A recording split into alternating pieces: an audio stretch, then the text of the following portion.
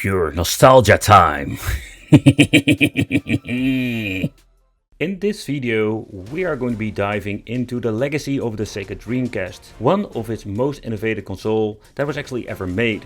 From its legendary library of online play in its early 2000s. We're going to be exploring this underrated system, but not on the same way many others did. I had the opportunity to take a close look at some custom editions. So I've been checking out all kinds of SSD upgraded, SD card is graded, or just a simple case from AliExpress. There are different many ways to play. Wherever you're a retro collector or just curious, this can be one for you. I've been chit-chatting about one I picked up from AliExpress, another one I bought from a fellow collector. But now I have the opportunity to showcase different models that I've never seen before. So let's chit-chat about that. I think it's already a very long time ago I met this person on the second-hand marketplace, was selling all kinds of Sega Dreamcast products. But now he has something new and I asked him to come to the Wicked Studio to showcase his new product. He's just like a big fan of Sega Dreamcast, wanted to create and do something different, to basically rebuild these things because most of them are broken or are in just a really horrible condition. And you know, like the disk drives are wearing out, we have PSUs are getting really old, and yeah, there are so many problems with these devices, and he's actually not only repairing them, he's also upgrading them with different cases, and many cool cases that are related to awesome, classic Dreamcast games. Of course, we're having over here the Choo Choo Rocket, but also we're having the Sonic Adventure and the Jet Set Radio. The first Dreamcast is going to be the Sonic Adventure 2. My personal favorite because I'm a massive fan of the game itself. But I think when it comes to this particular case, I love what he did with this when it comes to the combination of the translucent case and having some black parts in it.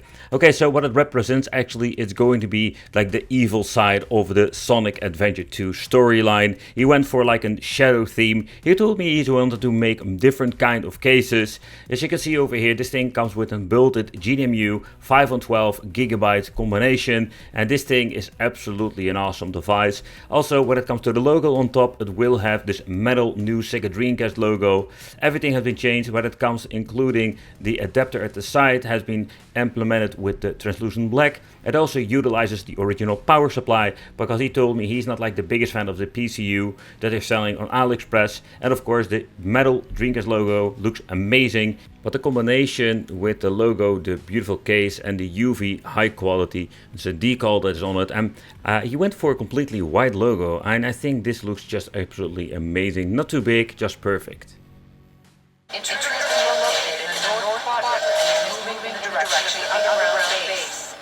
Assume level 1 defense formation. Hold B button down to log on. Release it to button. Fire a homing missile. Yo. Yo.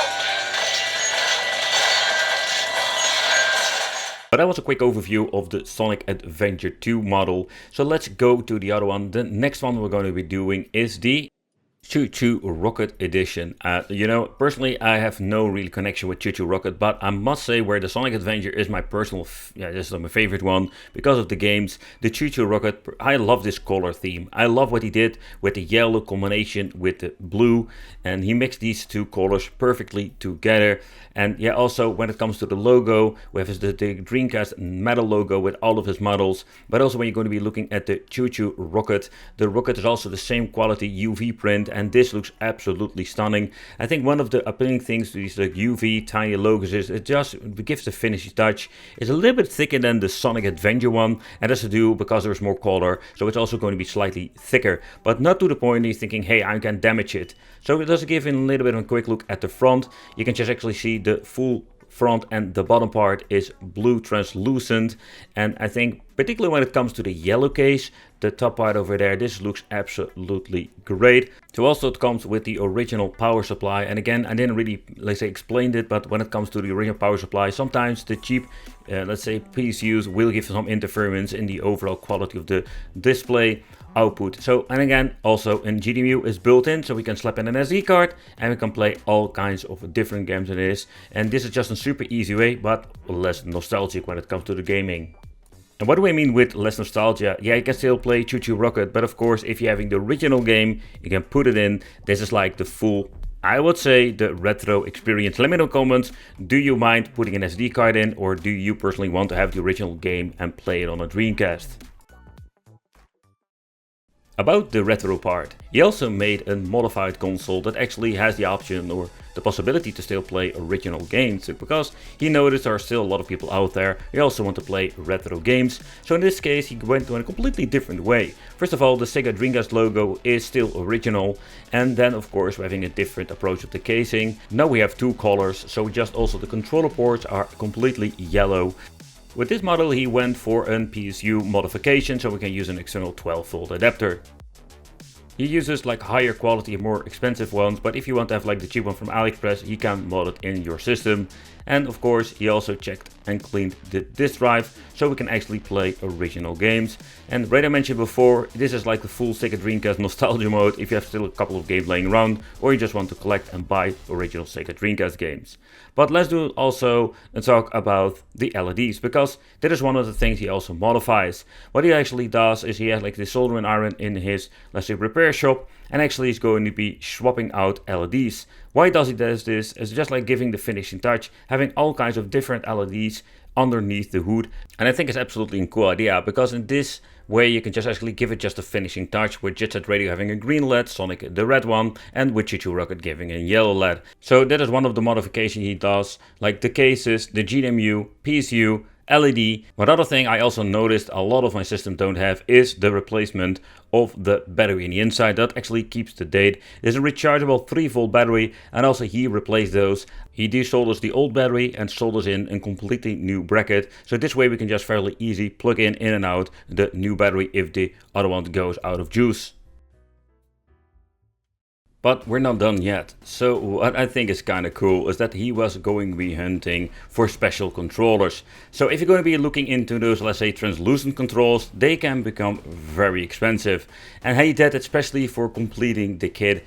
Yep, we have this Millennium 2000, but also he did like a deep search into the World Wide Web to actually find the freaking yellow controller that matches perfectly with the Choo Choo Rocket version.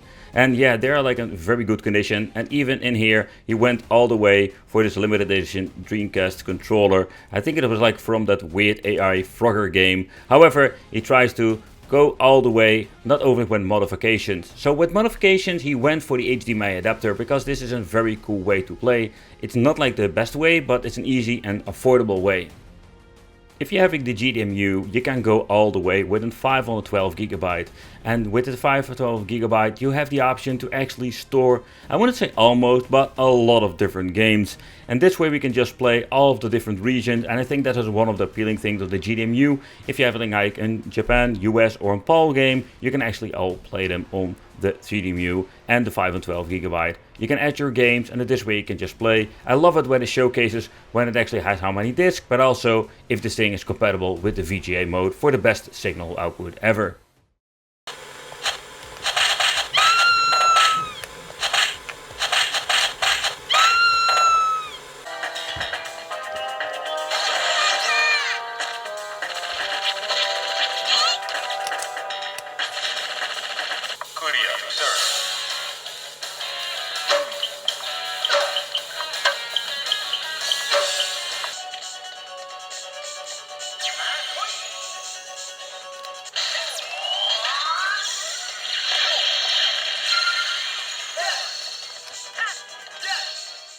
I think he did an amazing job with these custom Sega Dreamcast, and wonder what kind of models he's going to be making in the future. Drop it in the comments, what is your favorite model, or what model should he actually make. Thank you all for watching, and it would be great to see you in the next video.